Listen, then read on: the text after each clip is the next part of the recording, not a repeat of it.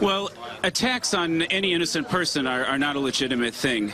And what we found was that recently there were a number of calls at some of these rallies, references to the Khaybar massacre in 628 AD, which was a massacre against all the Jewish people by the Prophet Muhammad.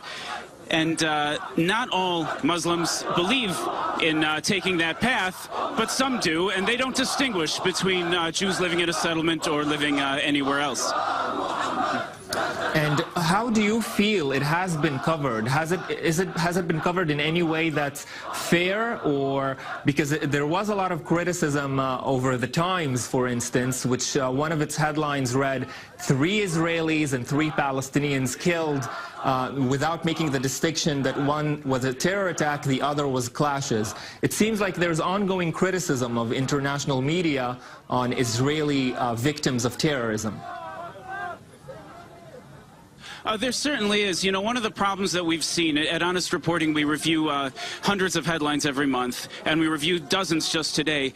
And what we found was an inability to distinguish between someone who was attacking and someone who got attacked. Now, clearly, not by any means all Muslims or Palestinians are attacking, but some are. And when they say that 6 people were killed, for example, was a common headline. But of course, 3 of those people were in the process of performing attacks, and the other 3 of those people were getting attacked.